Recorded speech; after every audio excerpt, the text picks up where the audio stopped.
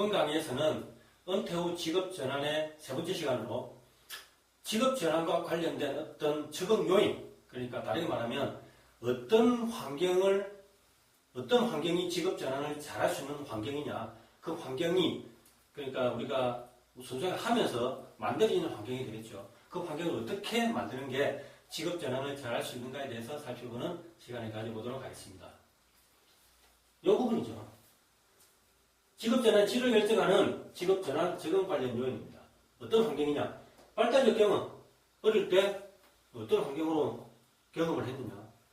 자아 정체성, 사회 정체성, 스스로 그만두느냐, 마지못해 은퇴냐, 뭐 이런 기타 요인, 이런 부분에서 살펴보는 시간을 가져보도록 하겠습니다.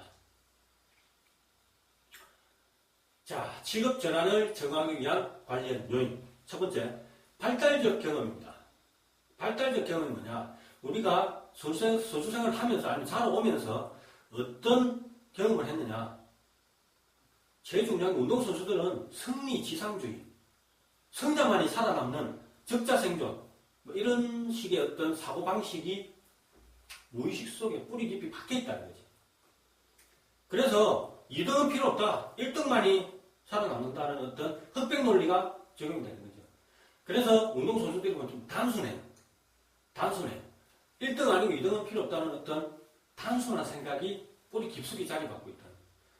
실제 직업 전환을 하는 데 있어서 이거는 상당한 안 좋은 부정적인 영향을 미치는 요인이 될 수 있습니다.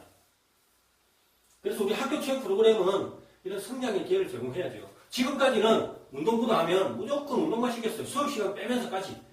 그런데 최근에서야 이제 뭐 학교 체육 프로그램이라든지 아니면 사회 어떤 유소년 체육에 관련된 어떤 프로그램이 많이 변화가 있었죠. 뭐 주말 리그제라든지 뭐 어떤 방과 후에 뭐 어떤 훈련을 한다든지 뭐 다양한 노력은 있지만 그래도 운동선수들은 아직까지도 제한된 발달을 경험하고 있고 그게 실제로 그 어떤 한 사람의 어떤 발달에 영향을 미치고 있다. 그렇게 볼 수가 있는 거예요.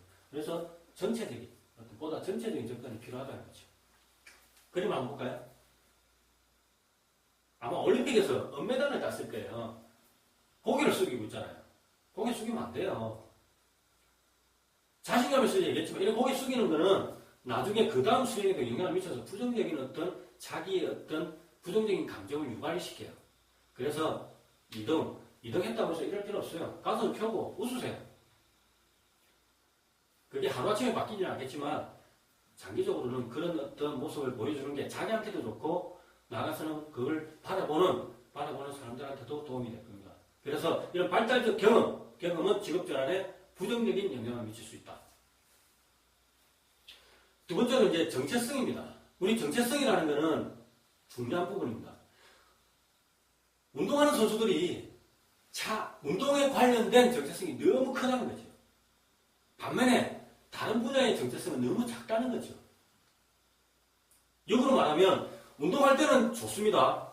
운동에 관련 정체성이 높을수록 좋죠. 근데 딱 운동을 그만두고 은퇴하고 다른 직업을 선택하는 데 있어서 이 큰 정체성이 없어져 버립니다. 작은 정체성을 가지고 사회생활을 하려면 어떻습니까? 자존감이 너무 떨어지는 거예요. 자신감이 없어지는 거죠. 학교 다닐 때 이런 경우 있었습니다. 제일 뒤에 잘하는 누구야? 선생님이 지적하죠. 엎드려 잘하는 애한테. 뭐랍니까? 특기생인데요. 웃기지 않습니다. 특기생들은 학교 다닐 때 학교 공부 수업 시간 들어가면 공부에 관련된 정체성이 너무 작은 거예요. 그래서 그게 적응을 못하는 거예요. 너무 낮은 자존감 때문에. 한마디도 못하는 거죠.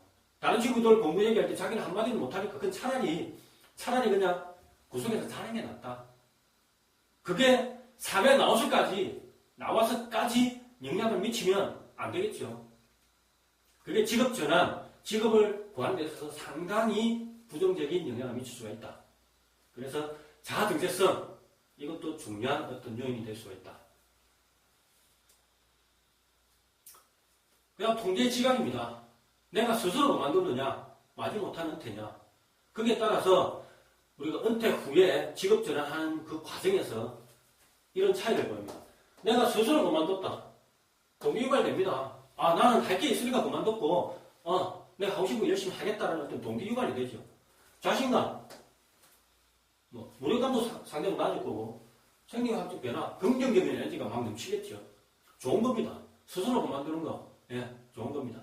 반면에, 마지못한 은퇴를 할 경우에는, 걱정, 우울, 약물 남용, 분열성장애, 이런 걸 겪게 된다. 제 선생을 하는 동안 마지못한 은퇴자가 자살하는 경우를 저는 한 두세 번 본 것 같습니다. 그 정도로 스트레스를 많이 받고 은퇴 후에 겪게 되는 어떤 문제점들을 돌파하지 못한다는 거죠. 돌파하지 못한다는. 그 다음에 어떤 환경? 사회적 환경이죠. 사회적 정체성입니다. 운동하는 사람이 결혼식을 하면 운동하는 사람만 와요. 돌잔치 하면 운동하는 사람만 와요. 상을 당해도 자기가 부른 사람은 운동하는 사람밖에 없어요. 그러다 보니까 어떤 사회적인 네트워킹이 형성이 안 된 거죠. 운동할 때는 좋아요. 아까 앞에 정체성에서 자아 정체성을 얘기했지만 운동할 때는 그런 어떤 운동에 관련된 어떤 인맥, 네트워크 물론 좋아요. 근데 운동 그만뒀을 때는 그 네트워크, 운동에 관련된 네트워크, 사회적 정체성이 필요가 없다는 거예요. 필요가 없지는 않지만 크게 영향을 안 미친다는 거죠. 그러면 다른 분야에 관련된 어떤 사회 정체성이 있어야 되는데 그게 부족하다는 거죠. 선수들은 선수 환경에 맞는 사회적 역할을 수행했기 때문에 그와 관련된 사회적 정체성이 형성됐다. 스포츠라는 좁은 맥락, 스포츠가 사실 알고는 좁아요. 제가 경륜 선수 할 때 밖에 나가서 경륜 선수라는 게 뭐라 하는지 압니까? 말 타는 사람요? 그렇게 얘기를 했다니까요. 몰라요, 밖에서 일반인들은 어떤 스포츠나 아니면 어떤 종목 구체적으로 몰라요. 좁은 맥락 안에서 그 안에서 티격태격 상호작용 했다는 거죠. 그래서 어떻게 해야 되느냐? 가족이나 친구, 동료, 그 다음에 그 외 다양한 분야의 사람들하고 접촉을 해야 돼요. 다양한 인맥을 가져야 돼요. 그래서 서로 자기의 정보를 주고받아야 돼요. 통섭적인 인간이 돼야 돼요. 그 다음 기타, 경제적으로 어려운 선수. 경제적으로 좀 넉넉하면 집이 아버지, 어머니가 돈이 좀 있다. 그러면 그만두고 장사라도 하잖아요. 근데 그거조차 없다. 그럼 직업 전환하는데 어려움이 많을 수가 있습니다. 만성장애. 허리가 아프다. 고질병, 허리 디스크가 있다. 무릎이 아프다. 골반이 아프다. 각종 어떤 만성적인 질환으로 인해서 그 다음 직업을 구하는 데 있어서 영향을 미칠 수가 있다. 그 다음에 선수하는 동안 명성이 작았다. 운동을 잘 못했다는 거죠. 그런 경우에도 제2의 직업을 구하는데 어려움을 겪을 수 있다. 그나마 높은 명성, 엘리트 선수 생활할 때 잘 나갔어요. 프로 선수 생활할 때 잘 나갔어요. 그런 선수가 은퇴를 경험했다. 그러면 지도자라도 할 수 있잖아요. 그리고 또 다른 어떤 단체에서도 이 명함을 이용하고 싶은 어떤 단체가 분명히 있을 겁니다. 그런 경우는 채용을 시킬 수가 있어요. 그런데 선수생활 할 때 좀 인기가 없었다. 실력이 좀 저조했다. 그런 선수들은 제2의 직업을 구하는 데 있어서 아무래도 불이익을 당할 수 있겠죠.